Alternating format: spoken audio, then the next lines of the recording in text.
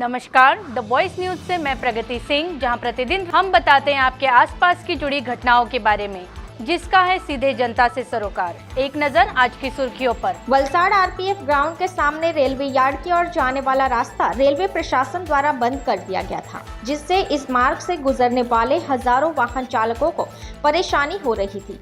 इस बात की जानकारी वलसाड़ डांग के सांसद धवल भाई पटेल को मिलते ही उन्होंने तुरंत रेलवे अधिकारियों को यह रास्ता खुलवाने के निर्देश दिए और 24 घंटे के भीतर यह मार्ग खोल दिया गया, जिससे वाहन चालकों को बड़ी राहत मिली।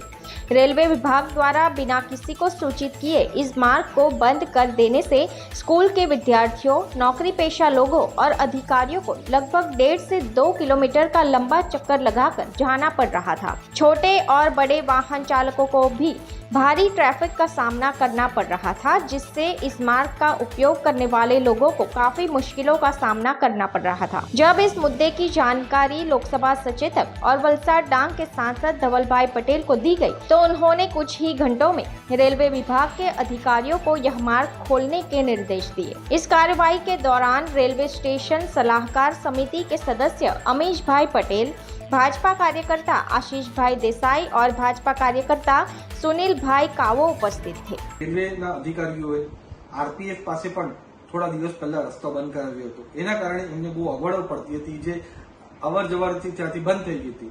મેં તરત જ આ વસ્તુની જાણ થતા આપણા વેસ્ટર્ન રેલવેના જનરલ મેનેજર મિશ્રાજી બોમ્બેમાં જે બેસે છે એની સાથે જ ડીઆરએમ વર્માજીને પણ કોન્ટેક્ટ કર્યો અને તાત્કાલિક મેં એમને આજે આરપીએફ પાસે રસ્તો બંધ કરાવ્યો છે એને ખોલવાનો મેં એમને આદેશ આપ્યો અને તરત જ એમણે પણ સારું કોર્ડિનેશન કરીને આજે બપોરે લગીને જ આ રસ્તો ખોલાવ્યો છે। એનો વિડીયો મારફતે પણ હું તમારી સામે મૂકું છું અને જે લોકોને ખાસ કરીને આપણા વલસાડની જનતાને પરેશાની થતી હતી એ પરેશાની આજથી બંધ થઈ જશે અને આરપીએફ પાસેથી પણ એ લોકો અવર જવર થઈ શકશે।